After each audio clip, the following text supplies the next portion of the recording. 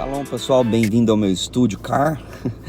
Deus abençoe sua vida. Não esqueça de deixar seu like. Continuando então os comentários de ontem, né? Eu peço perdão para os irmãos aí, porque algumas pessoas reclamaram que o áudio estava baixo. Sim, estava baixo porque foi gravado da tela do computador e eu não tenho microfone lá. Mas aqui pelo aparelho o áudio com certeza fica melhor, ok? Mas, sem delongas, eu queria comentar então, fazer 7 comentários, né, sobre o livro ontem, que eu não pude fazer e eu quero fazer aqui até com áudio melhor para você ouvir. Pois então, o livro relata a história, né, do Wilson Smith e o que acontece aqui. Mostrei, se você não assistiu o vídeo anterior, assista que o vídeo anterior é mais didático, então ele mostra a didática do livro. E esse aqui é um vídeo mais comentado.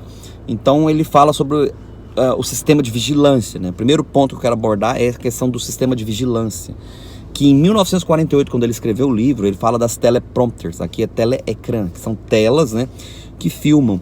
O engraçado é que ele fala algo que hoje nós temos, porque os teleprompters, eles ficam nas ruas, né, no livro, né, ele conta que ficam nas ruas, locais públicos, e ficam nas residências. Todo mundo tem um.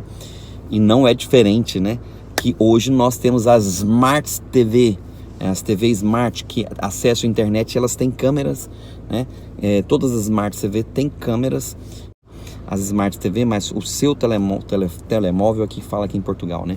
O seu smartphone e também o seu portátil, o seu, aqui fala portátil também, o seu notebook.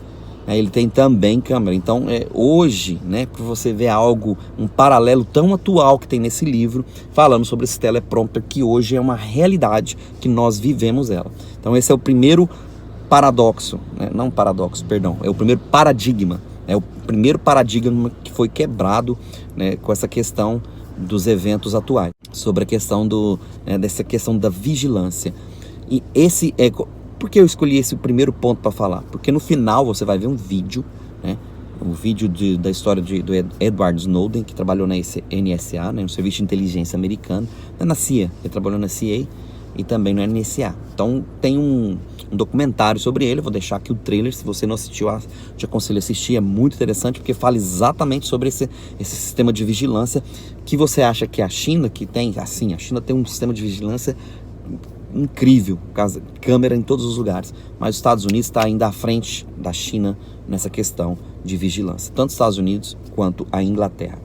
Então, o segundo paradigma que eu quero falar aqui é sobre as guerras, né? As fake guerras, ou os rumores de guerra, como a Bíblia chama em Mateus 24, guerras e rumores de guerra, entre aspas. Por que eu estou falando entre aspas? Porque tem muitas guerras, né, que são propagadas na mídia, que na realidade não passa de uma fachada por detrás, com alguns interesses governamentais. Então isso aí não é novidade para muita gente, você vê isso aí, né? Hoje, né, nós temos na atualidade a famosa fake news, que é veiculada para todos os lados, mas isso aí já faz parte do terceiro ponto que eu quero abordar, não esse segundo, esse segundo fala sobre essas guerras fakes que tem por detrás, né, uma falsa guerra que na realidade gera uma associação, né, entre esses países, né? Isso aconteceu muito no tempo da Guerra Fria. Se você não conhece a história da Guerra Fria, vale a pena você conhecer.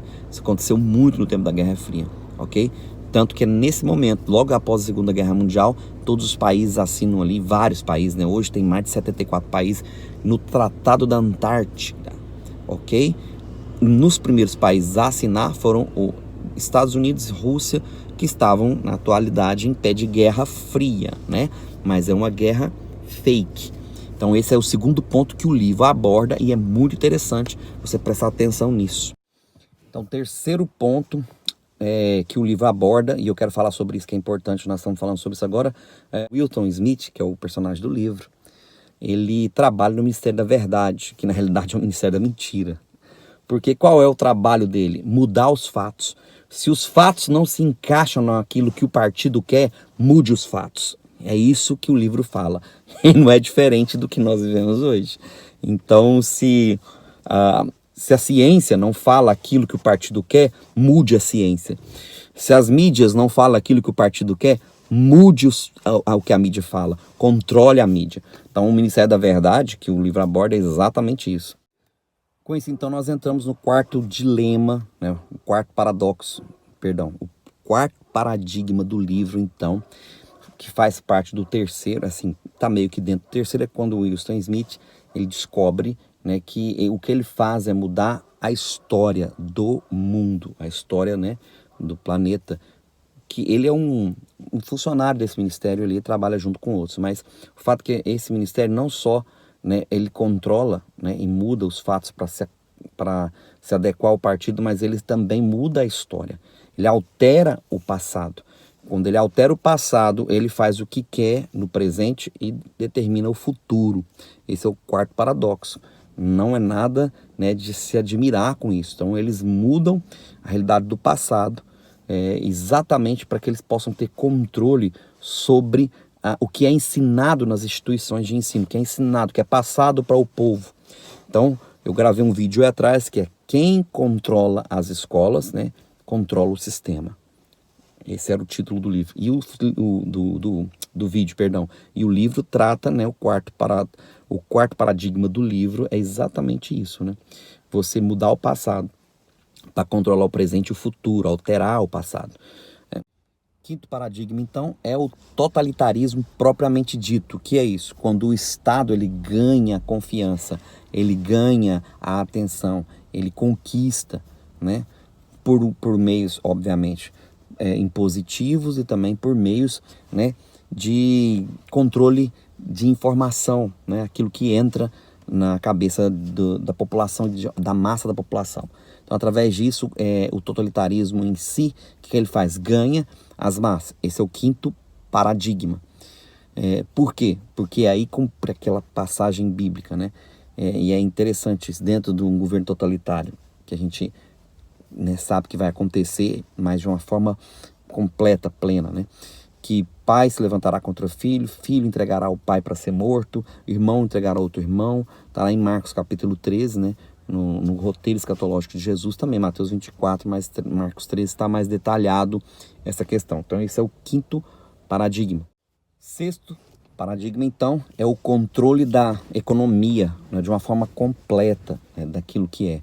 Ou seja, aqueles que podem ter e aqueles que não podem ter. Na realidade, uma divisão de classe social bem clássica que você consegue ver no livro. Isso também cumpre ali um dos selos de Apocalipse, um dos cavaleiros de Apocalipse, com a balança na mão, né? Uma medida de trigo por um denário, 2 medidas de cevada por um denário, né? E não danifiqueis o azeite e o vinho, né? Ali tem duas classes sociais bem distintas no livro de Apocalipse capítulo 6. Então isso, o livro, né, trata também disso, essa questão econômica, né? Esse controle econômico, fazendo bem clássico a divisão de classes sociais, e um se opondo ao outro, e também um sendo dominante sobre o outro. Então esse é o sexto paradigma. E o sétimo, né, e o último que eu cito aqui, é o controle pelo medo. É o controle pelo medo e também, mas não é um medo comum. É bem mesmo uma lavagem cerebral, que essa é a parte que o livro gasta bastante tempo, mais ao final do livro, depois da página 200 e pouco para frente, 220, 230, se não me engano, ele trata bem dessa parte, que é exatamente quando Winston Smith ele é preso e é levado para a sala 101. Na realidade, ele é levado para uma prisão comum. De lá ele vê pessoas indo para a sala 101 e fala, que sala 101 é essa? Tal. E a sala 101 é exatamente esse sétimo paradigma que eu quero falar, que é que o livro gasta um tempo sobre isso, que é o duplo pensamento.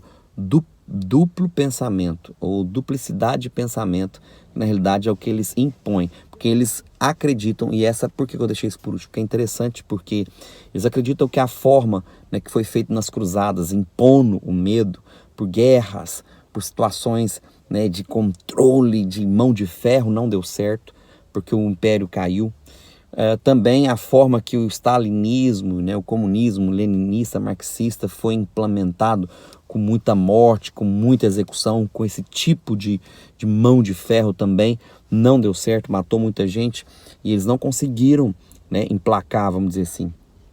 Então o livro fala dessa outra forma, essa outra metodologia, que eu achei muito, muito forte.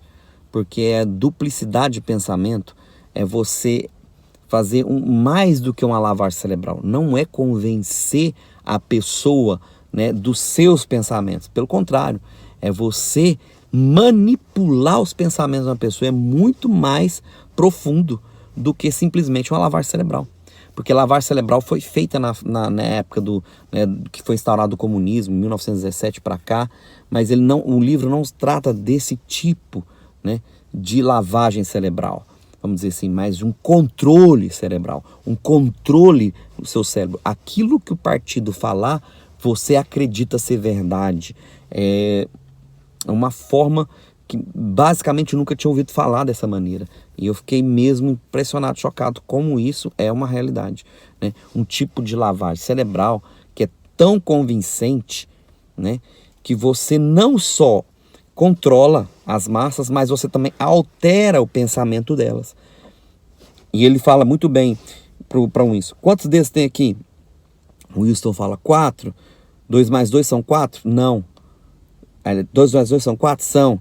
2 mais 2 são 4? São. Mas quantos desses tem aqui? Aí o Winston fala 4. Eu falo, não, tem 5. E ele, né, com a metodologia, obviamente, dele brusca, mais ou menos assim, morde e assopra, né? Queima e passa o remédio.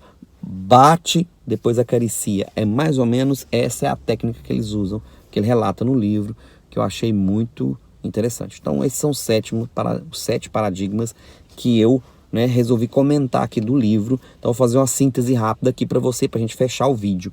E não pare, que você vai assistir um vídeo aí de Edward Snowden, que fala do primeiro paradigma, que é exatamente, né, o controle da tecnologia, né, para monitoramento. Primeiro paradigma. Segundo que eu falei, as falsas guerras, né? Porque na realidade por detrás tem um conluio entre os países que estão em guerra. Por quê? Né? O segundo paradigma é as falsas guerras, porque eles querem de alguma maneira justificar os atos dos governos totalitários. Essa é a questão. Terceiro paradigma que eu falei, que é exatamente as fake news, né? Que são, se os fatos não, né, respaldam o partido, mude os fatos. Se a ciência não respalda o partido, mude a ciência. Terceiro paradigma. Quarto, eu falei que na realidade é um pouco ligado com fake news, mas não é. É a alteração da história, né? Altera o passado para poder ter controle sobre o presente e programar o futuro do jeito que eles quiserem. Quinto, então, é o governo totalitário em si, propriamente dito, que é quando eles controlam, né, ganham a confiança das massas. Eles ganham confiança da massa. Não só manipulando, mas ganhando mesmo uma confiança a ponto de que ele faz um filho entregar um pai entregar um filho, um irmão entregar outro irmão. Esse é o quinto paradigma. Sexto, eu falei sobre o paradigma da economia, né, o controle sobre a questão econômica, né, fazendo a divisão das classes sociais, né? Mais rico, mais pobre, e faz esses controles econômicos. E o sétimo e último foi esse que eu citei, sobre não uma questão de lavagem cerebral, mais do que isso, que é um controle cerebral, a ponto de que altera a duplicidade de pensamento que o livro fala, duplo pensamento, ou seja, o Estado põe o que você deve ou não pensar na sua cabeça, ok? Então, esse é os comentários sobre o livro, espero que você possa, né, ter uma boa leitura, se o caso você for ler o livro, e a gente tem que estar atento a essas informações, porque tudo isso já está acontecendo à vista dos nossos olhos, ok? Não nos deixará ser enganado jamais. O Espírito do Senhor nos guiará a toda a verdade. Shalom, vejo. I can tell. You've been walking around 2 broken legs for weeks. When do I go back? You ever again land on those legs of yours, those bones will turn to powder. Plenty other ways to serve your country. You wanted to be special forces? Yes, sir. Why do you want to join the CIA? I'd like to help my country make a difference in the world. The average test time is 5 hours. I'm done, sir. It's been 40 minutes. 38 minutes. What should I do now? Whatever you want. The deputy director of the NSA offered me a new position. Can you tell me anything about it? You know I can't. Find the terrorist in the internet haystack. You're making people very happy. Thank you. You ready for a little action? Oh, this looks juicy. How is this all possible? Think of it as a Google search, except instead of searching only what people make public, we're also looking at everything they don't. Emails, chats, SMS, whatever. Yeah, but which people? The whole kingdom's Snow White. The NSA is really tracking every cell phone in the world. Most Americans don't want freedom. They want security. Except people, they don't even know they've made that bargain. Are they watching us? There's something going on inside the government that's really wrong, and I can't ignore it. I just want to get this data to the world. Hey.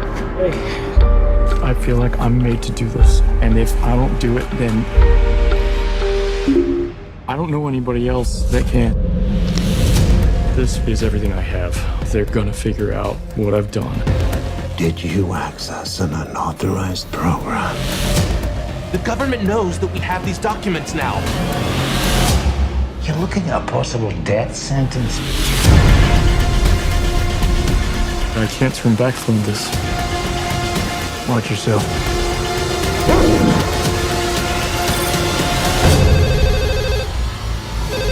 We are running out of time. They're gonna come for me. They're gonna come for all of you too.